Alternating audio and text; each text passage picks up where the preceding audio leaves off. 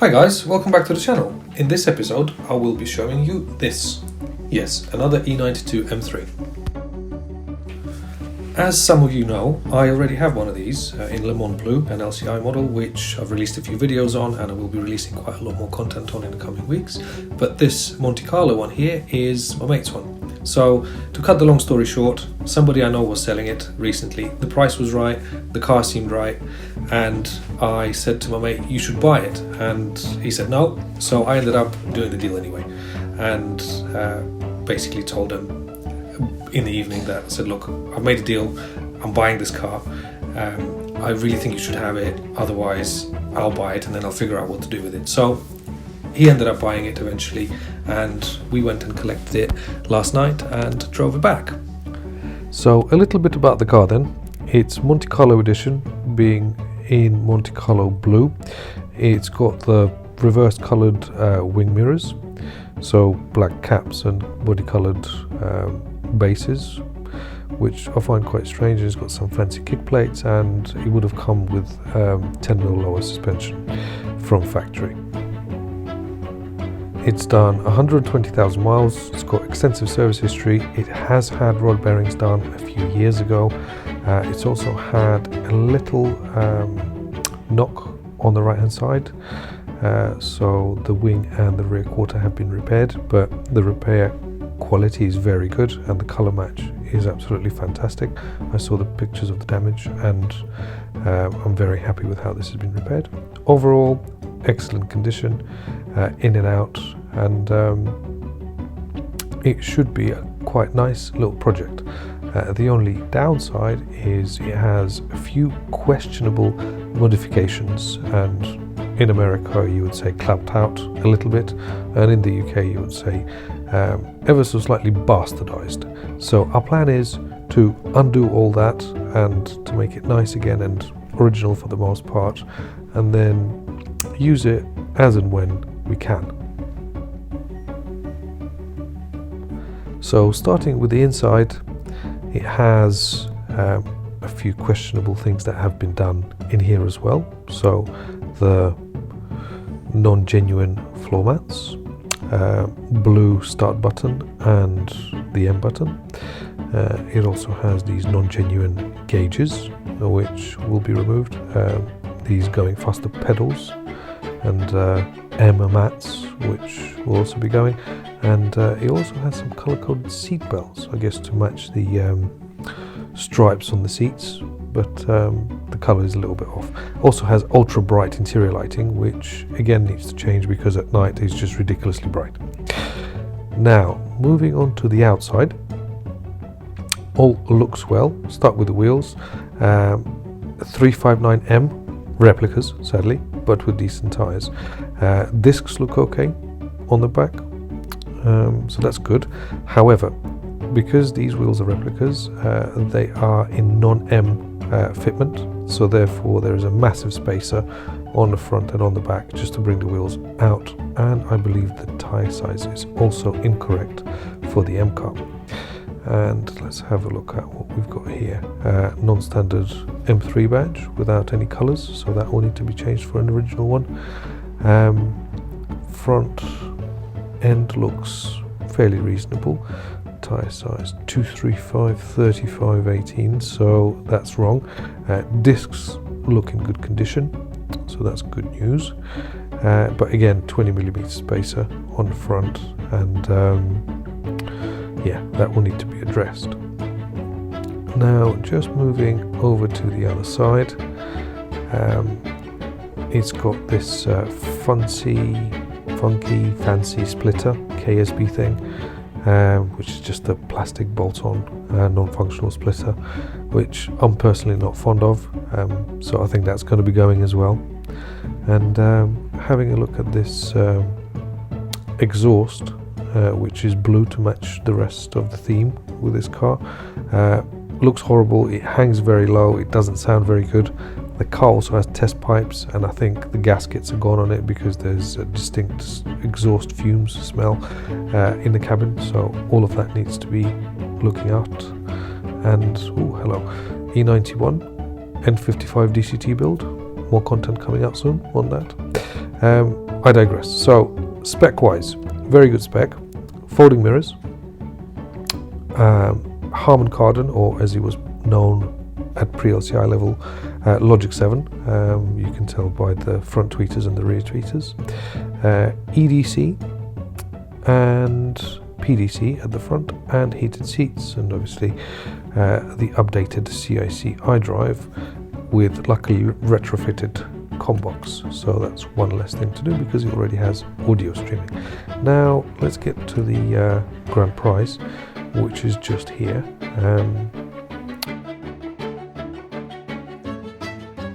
There you go, it's supercharged. Yay! So this is an Infinitas kit, which essentially is very similar to a G-Power kit with an ASA compressor. It's only a baby one, making 500 horsepower, so not a huge gain as far as the superchargers go, but it still is very reasonable and it runs really nice. Suspension wise, it's currently on BC Racing coilovers, which will be coming off because they have a slight knock, and luckily the person who we bought the car from has included the old original suspension, which we'll put on for the time being just to get the car nice and original, and then we'll look at potentially upgrading the suspension. But for now, the BCs are going to be coming off and going up for sale because I'm not a fan of the brand, and the original suspension is going to be going back on. This bonnet latch here is also sort of broken or not functioning as it should be. Because of the massive intercooler in the front grille, it had to be trimmed down, and because of that it sort of goes the wrong way rather than sitting in the middle where it's supposed to be, so that needs to be addressed, along with a few other bits and pieces. Just having a look at this curb rash on the back wheel and see if I can find the tyre size. Yep, 255 3518, which it should be 265 or a 275. So again, the tyres, even though the Michelin PS5s, they are a little bit too small for the car, and the wheels have got way too high of an offset, hence even with spacers they sit so far into the body and the fitment just looks terrible. So need to address that issue there.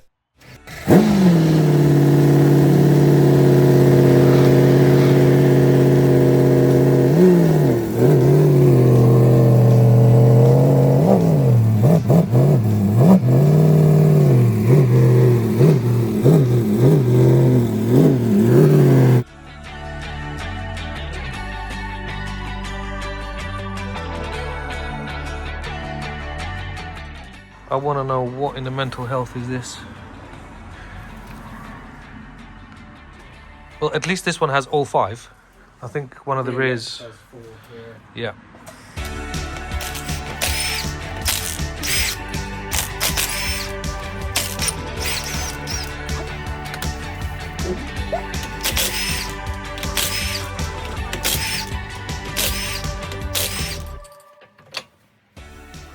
Let's have a look at this headlight level sensor.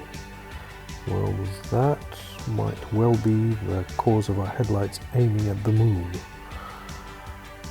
Yep, definitely need to replace that.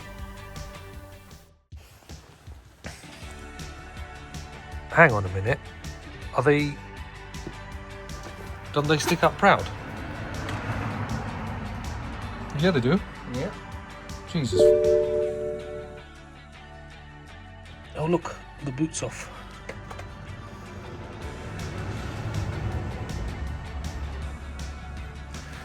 Right, so we need to sort that out. So just having a look at this suspension, that's the original suspension for the car. That spring seat isn't sitting right. It looks like on removal it was knocked out of its place. So we'll need to rectify that. The springs look okay on the front top mounts also look okay. Nothing to complain about. The rear springs look fine, a little bit of corrosion on them, but nothing overly concerning. So they should be okay for now. That's the other side. Shock also looks okay.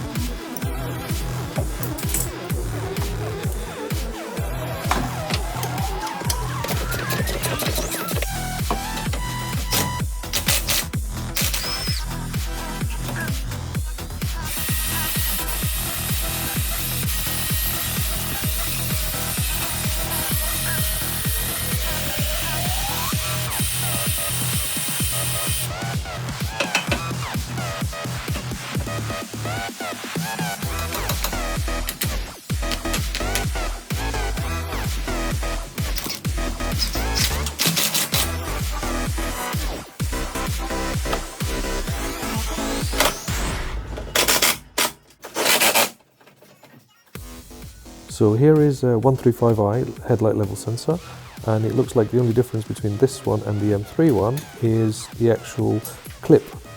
So we can still use the rest of it and it should work.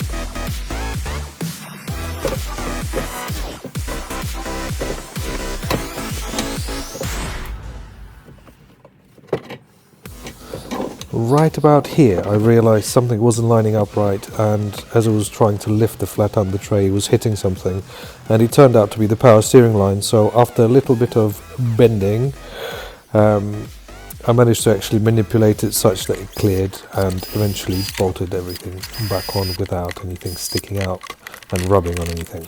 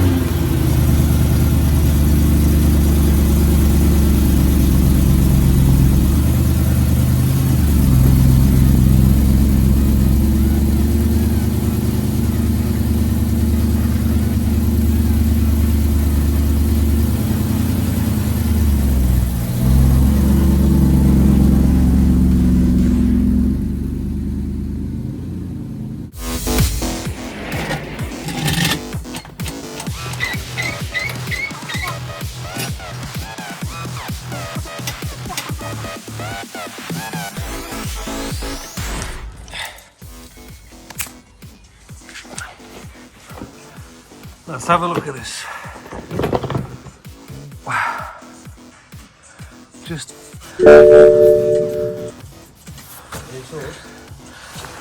Yeah, just why, mate?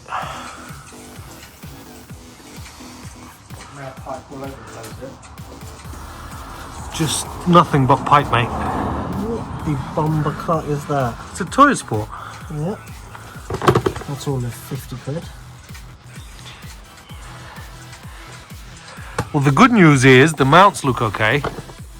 And the clamps over there also look okay. And the subframe also looks okay. The subframe's blue. No, it isn't. Is it not? No. Oh, from that. Well, someone's been through and paint marked some of the... Didn't you find a receipt for a replacement subframe? Yeah, replacement subframe, a couple of replacement rear arms as well. Okay. Well, surprisingly, it looks pretty good, mate. Right, let's get this monstrosity off.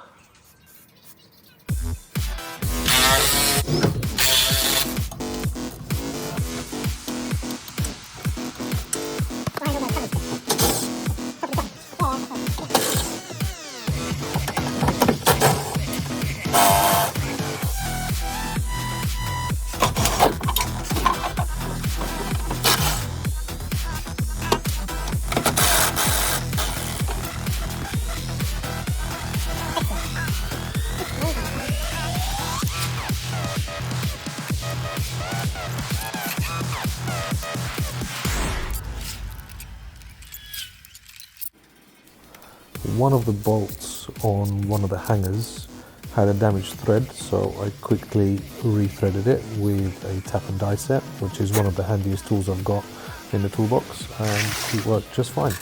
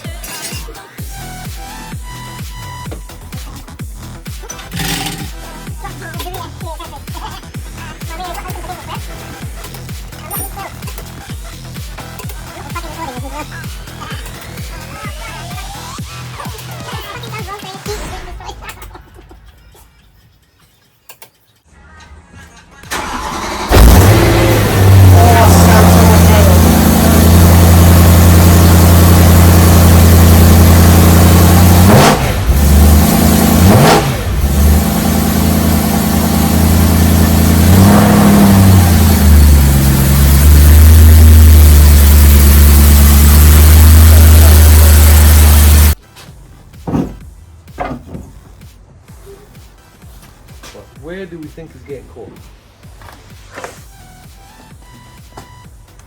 That's where it's getting caught. Why are we missing this? Obviously they will never refit it. So obviously whoever worked on this car was here. You're going to keep that in video? Yes.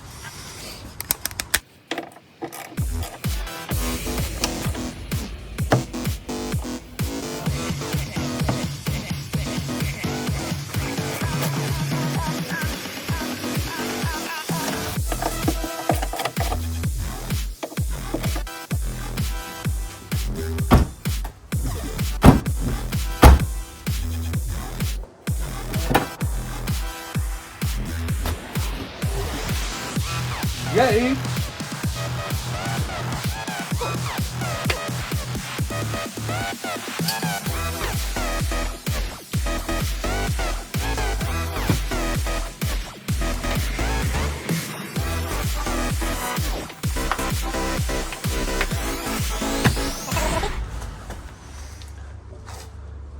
more better, a little bit more acceptable. You can actually see the number plate now, and you can actually see what it says on it. It doesn't look like you've got high beams pointed at the number plate. Well, it's the way to get away from the cops, isn't it? You know, yeah. They flash it, they're just like, oh, this number plate says nothing. Right, so here we go. Final product of about 2 weeks worth of work on and off, about 2 or 3 weekends. But wheels are done, stock suspension's back on. It sits a hell of a lot better if you ask me. It drives probably about 1,000 times better than it did before. The splitter's now gone as well, which makes it look nice and standard and understated. So a few more little jobs to do, but it's mostly there. As far as what we've set out to do for phase 1, if you like, it's mostly done. The only other major thing left to do is the gaskets on the downpipes. So I've got the gaskets just here and some new hardware, and I believe these are single use. So I assume the reason why there's a smell of fumes inside the cabin is because these gaskets were reused, and the exhaust fumes are coming up and inside the cabin. So what's been done so far then? Stock exhaust went on. We've sorted out the boot lid because it was getting jammed and not opening properly. We've also found out that this tail light wasn't secured properly. It was actually had a few loose bolts, so we had to tighten them up. And then with the boot, when you used to press the button, and that's what's supposed to happen, it never used to happen because it used to basically shut itself straight away because it was getting caught on here because the boot lid was too far forward. So we've moved the boot lid back and now it functions as it should. We also found one of these nets brand new in one of the cars we had, which matched fantastically to this main mat because it has the attachment points for it. So that's a nice little bonus. Number plate lights have also been replaced with the original ones. The tyres are all correctly sized for an M3, so 265, 35, 19 on the back, and I think 245, 35 on the front. Yep, 245, 35 on the front. That badge still needs to be addressed. Then let's have a look at the interior. So the M mats are gone. The Go Faster pedals are also gone. The seat belts are now nice and standard and black. A bit less of an eyesore now, I think. The lights have also been changed to the standard ones. A lot more soothing to the eye. Oh, the rest still needs to go back. The M badge still needs to be changed to black, and the start button still needs to be changed, and the cluster, but that's all in due course. I've also found out when replacing these lights that somebody had been here before, and what they've done is they've spliced into the wires and they haven't soldered them correctly, so the wires were getting loose, and when I replaced the lights they weren't working, and then I looked at the wiring itself, so I had to repair the wiring behind it and basically unpick all the horrible stuff that was done to it. I've also found that these covers here were not fitted correctly.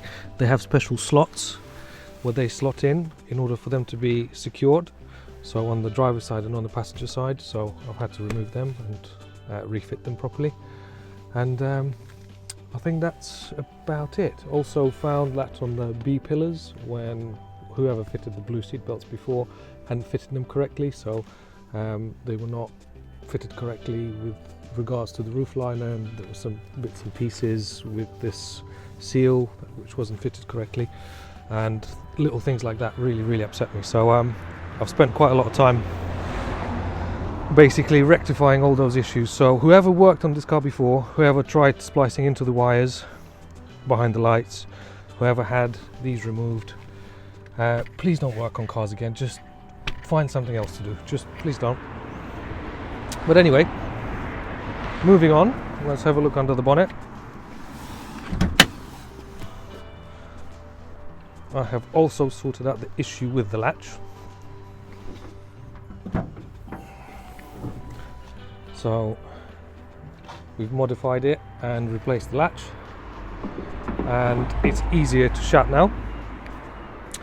Stock suspension's back on. EDC is still disabled because we need EDC connectors. So when that thing there is getting new suspension in the very near future, so stay tuned. But once that has new suspension, the old suspension connectors will be available, so we'll reuse them on here and enable EDC again. And then when it comes to closing this, let's have a look. It's a little bit better, so it sort of centralizes, but it still requires a little bit of a helping hand. Just having a look around this side, all is okay. Matching set of Continentals. Brakes all seemed okay under the car. Like I said before, the splitter has been removed and we fitted a flat under tray, so it doesn't sit as low as it did before, and it should clear any speed bumps a hell of a lot better now without scraping. So that's it for this episode. Plenty more to do on it. A bit of general maintenance, the downpipe gaskets, and then perhaps we'll look at upgrading the brakes. I'm not sure whether blue calipers were from the factory. I'm 99% sure they weren't. So they will be going, but I think what we're going to do is either a big brake kit on it like we did on that, or perhaps an F80 upgrade. So F80 front hubs and F80 rear brakes. So F80 front hubs and brakes and F80 rear brakes. So if you like this sort of content, you know what to do. There's plenty more stuff in the works, M related and non-M related. There's that there, which we're currently building and is making lots of progress. N55 DCT touring should hopefully be running within the next few months. But yeah, and plenty more content on these two cars still to come. This is getting suspension and the rear axle rebuild, and then this one is going to be converted to a 1M body style. So all genuine parts, quarters, front end, back end, wheels, and so on and so forth. So hope you like this video, guys. See you again in the next one. Take it easy.